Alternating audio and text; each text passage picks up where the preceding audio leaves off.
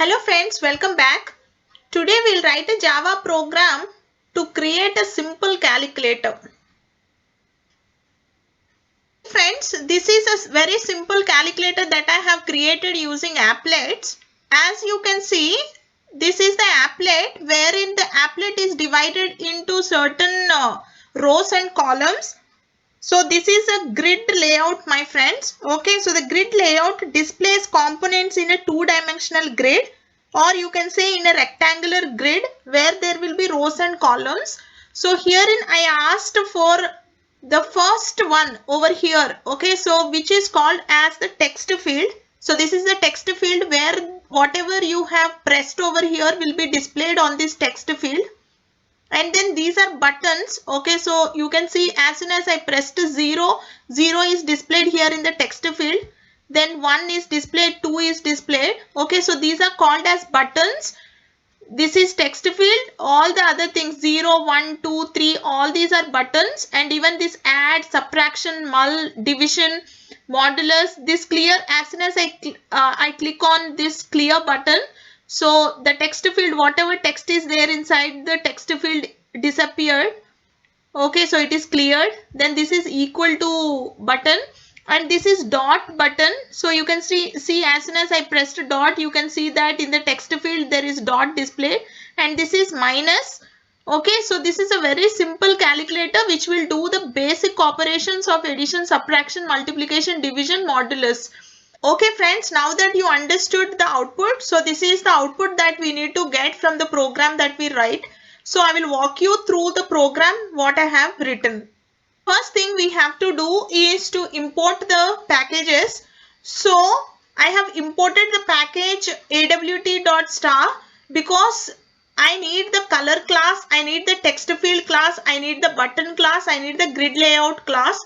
So all these classes are there in the AWT package. AWT package is one of the largest package and all the graphics classes are there in the AWT package. So I need to import this package. The next package that I need in the program is java.awt.event package. And because this event, inside the event package, there is action listener interface. Because here we are clicking on the button. So when a user clicks on a button, action event is produced. So for that reason, I have to implement action listener interface, and which is there in the java.awt.event package. So that's why I am importing this package. So this interface defines the action performed method. So inside this interface, action listener interface, there is only one method, which is action performed method, that is invoked when an action event occurs. The general form is void action performed, which takes the object of action event as argument. Action events are when button is pressed, an item list is double clicked, menu item is selected. When a user is performing all these operations, then an action event is produced. Action event class is having a method which is a string get action command. So this get action command will return a string. We can obtain, by using this get action command, we can obtain the command name for the invoking action event object. Okay, I'll make you understand this. For example, when a button is pressed, an action event is generated that has a command name equal to the label on the button. So for example, you are clicking on the submit button. So submit is returned by using the get action command. So the third package that I'll be importing is java.applet.star, because I need to, all the programs that we write to create applets are subclasses of applet class. So which extends applet. So applet is there in java.applet package. So I'm importing even this. So all these three import statements I'll be doing in the beginning of my program. After that, I'll be writing in comments the applet tags, because I'm running this program in applet viewer. Applet viewer will ignore all the HTML tags except the applet tag. So inside the applet tag, we have to write code, width and height. Code is equal to the dot class file of the program that we have written. which can be directly written as cal because the name of the program is cal, or else the dot class file cal.class also can be written. These three are the parameters that are mandatory in an applet tag. The width defines the wide of the applet and height defines the height of the applet. So I am setting it to 600 and 300. The next is the class description. So I am saying public class cal extends applet implements action listener. So the name of the class is cal extends applet implements action listener.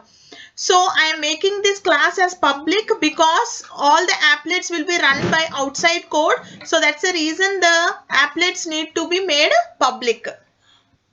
Because we are making the class as public, the name of the program also should be the name of the class. So the name of the program is cal.java. Inside the class, I am declaring certain variables. I need all these variables in my program. So I am taking string s1, s2, s4, which will be holding the operand values, and char s3 will be holding the operator. I am taking one text field which is t1, and I am taking 10 buttons from 0 to 9, and I have declared them. And then I need additional buttons for addition, subtraction, multiplication, division, clearing, mod, equal to, dot and minus. So I have declared those buttons. And then I need double C. Double C will be holding the resultant of the operation. So for that I have taken double C. So these are all the variables that I have declared. So inside the public void init method, I have taken the color class and I have manipulated the color by combining the red, green and blue colors. So I have got a new color and that color is there in K. Now I am setting the background to K color and the foreground to color.black. So I have shown you in the beginning of the video a calculator. So that's a background and the foreground is the color of the text and the color of the text is set to black. For visibility sake, I have set the color of the text to be black. And then now I am creating object of the text field. So I said T1 is equal to new text field. And then here we are taking grid layout. I want all the components to be arranged in a grid. So what are the components here? The components are the text field, buttons, all these are the components.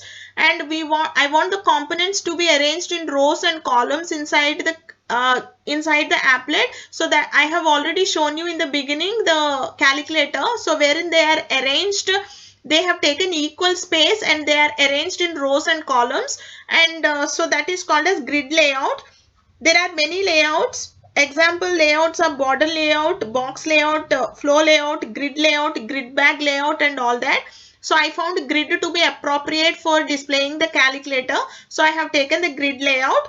And grid layout manager displays components in a two-dimensional grid. It displays the components in a rectangular grid. So we are setting the layout of the applet to be grid layout by using the set layout method. And then I am turning the loop from 0 to 9.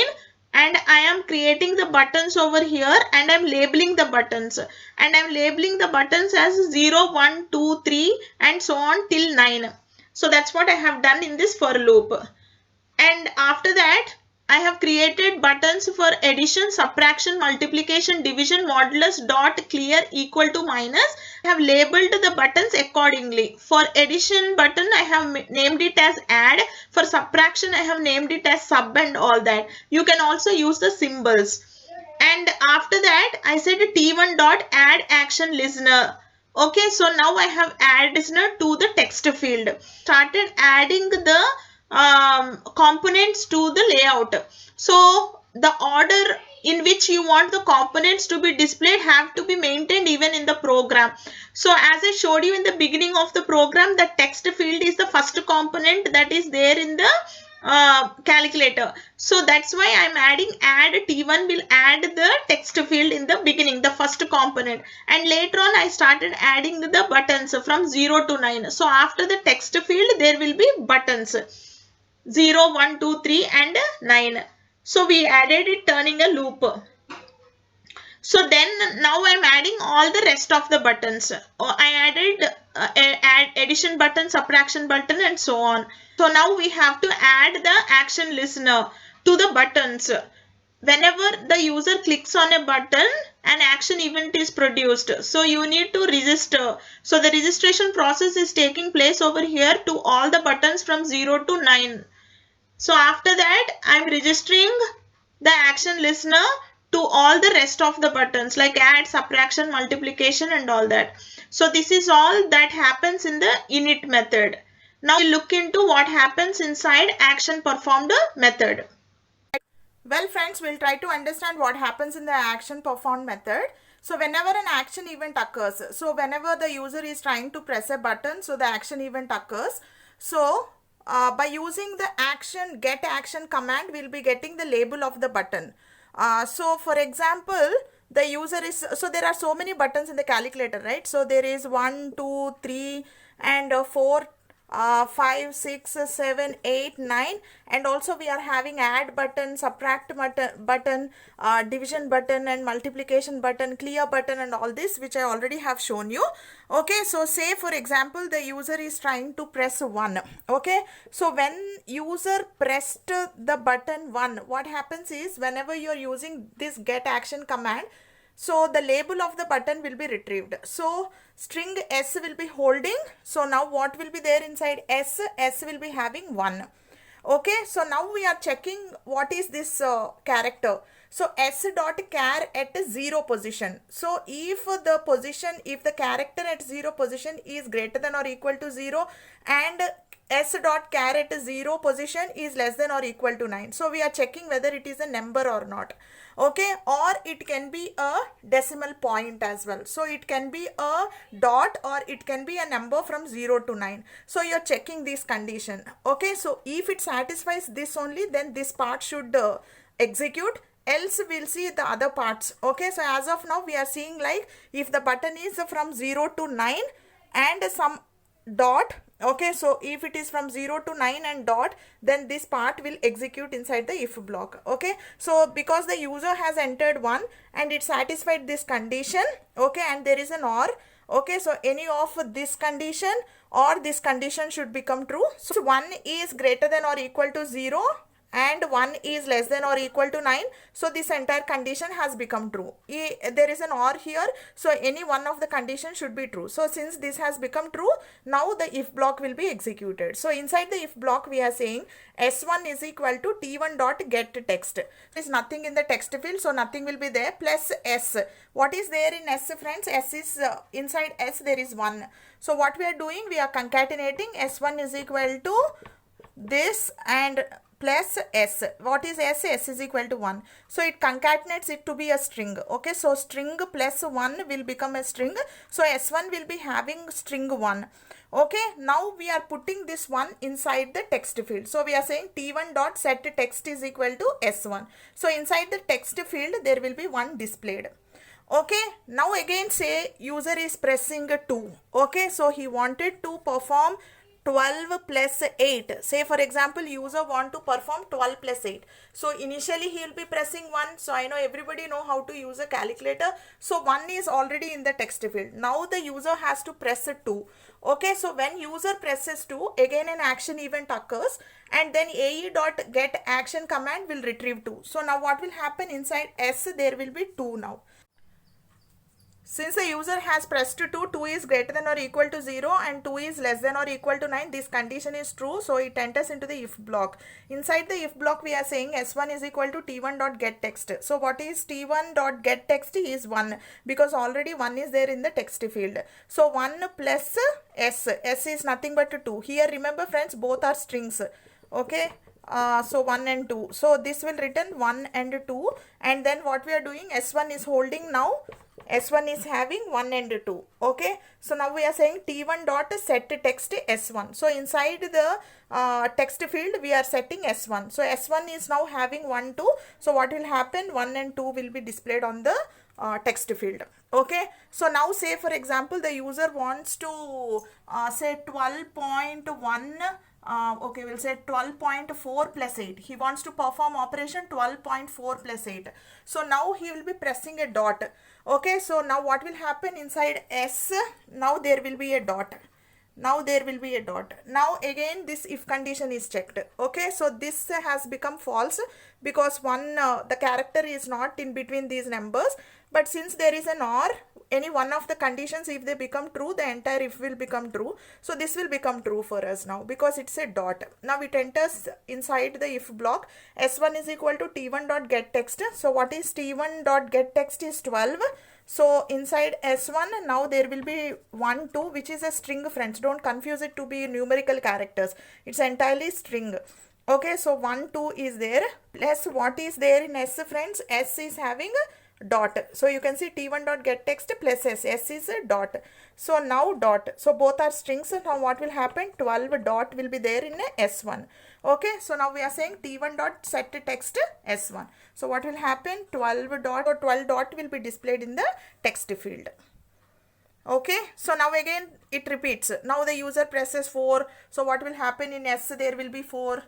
So in S there will be 4. Now this condition is true. So it again comes here. So T1 dot set get text is 12 dot and then plus S is nothing but 4, which is there in S. So we are combining it and putting in the text field. So now it will be 12.4. Okay, so this is this particular if block. We'll see the other part of action performed. So after entering the number, the user will be pressing the operator. So the operator, say for example, the operator is add. So now what will happen when the user presses the add button, an action event is performed and the action performed method is called. And inside this we are using get action command. This get action command will give the label of the button. So what will happen inside S? So now S will be having the name of the button, which is add, the label of the button, which is add. Okay, so now because the user after this user presses add, now he will be entering another number. Okay, so in the text field, so you have to clear the text field. So to clear the text field, we already have to take the two numbers. For example, this is considered to be operand 1, okay, and this is considered to be operand 2, and this is the operator. Okay, so this is the operator, and now the user has entered already one operand, and this operand has to be stored in a particular variable before entering the second operand. So we are doing only that inside this code. If s dot equals is add, now what we are doing is we are taking the text from the text field and we are putting it in another string, which is s2. Now s2 will be holding the number which is 12.4. okay, so after taking the number from the text field, now you can clear the text field. So this is clearing the text field. So we are clearing the text field to nothing, and then we are storing the operator inside another variable, which is s3. So s3 is storing the operator, which is plus. Okay, so now s2 is having the first operand and s3 is holding the plus symbol. Okay friends, now the user will be giving the second operand again. So again the same thing happens when the user presses 8. Again the action command, by using the action command we are getting the label of the button. So s will be having 8 over here. So this condition satisfies 8 is greater than or equal to 0 and 8 is less than or equal to 9. So again it comes over here. So s1 will be equal to t1 dot get text. So there is nothing in the text field. Okay, empty string. So plus s. So then which is s over here, s1 will be having 8 now. So t1 dot set text is equal to s1, which will be having 8. Okay, not only for add, for all the other operations like multiplication, division, modulus, for all these operations, okay, so you subtraction, for all these operations we'll be writing the same code, but over here s dot equals to will change. Okay, so in the next if condition I'll say s dot equals mul, and in the next case this will be the label of the button, friends. So it has to match with the label of the button. So whatever you're giving here should match with the label of the button. So I'm saying mul, and in the next if condition I'll say s dot equals division and div. Okay, in the next case I'll say s dot equals mod, and then in the next case, next if I'll be writing s dot equals sub. Okay, but here if it is multiplication, so s3 will be holding star. If it is division, it will be holding division, and if it is modulus, s3 will be holding modulus, and if it is subtraction, s3 will be holding subtraction. So we'll be writing all other if conditions after this.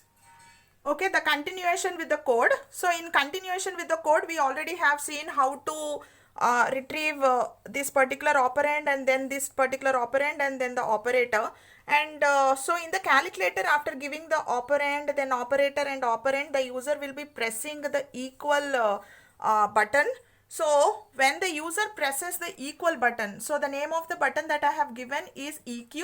So if s dot equals EQ, then what should happen? So we are taking the text and we are putting it in another variable, which is s4. So now s4 will be holding the value 8. Okay. So now if s3 is equal to plus, okay, so this is a character and all the numbers, okay, so s2 is in string, and s3 s4 is also in the string format, friends. Now we have to convert these strings into the double type to perform the operation. Okay, so you have to convert them into the numerical values. So for that we are using double dot pass double. So this pass double method, when you pass a value string into it, it will convert it into the double type. So I am passing s2, so which is 12.4, which is string, and this string will be converted into double type. And plus, now I am saying since we are converting it, so plus will act. So this plus is a concatenation operation here. According to the operands, it will act. Now again I have converted this to the string to the double type. So now plus will take the double value plus double value. So plus now will act as a numerical operator, and it will perform the addition between the numbers. So C will be of double type, which will be holding the addition of S2 plus S4. Okay, friends, so this will happen. So ultimately C will be having 20.4 in it, right? So the same code will repeat for subtraction, multiplication, division and modulus. So if S3 is equal to minus, then I'll say C is equal to double dot pass double S2 minus double dot pass double S4. Okay, so if S3 is equal to multiplication star, then what I'll do, I'll say C is equal to double dot pass double S2 star double dot pass double S4. So I'll continue this for the other operations. So this is for when the user presses equal button. So 12.4 plus 8 is equal to, so 20.4. This 20.4 is there in the double variable C. Now you have to print this resultant on the text field for the user. So to do that, we are saying t1 dot set text and string dot value of, and C is passed as argument into this value of method. This value of method will convert the argument sent into the string type. So it pass into it, it will convert it into the string type. So now text field, we are placing the answer 20.4 as a string.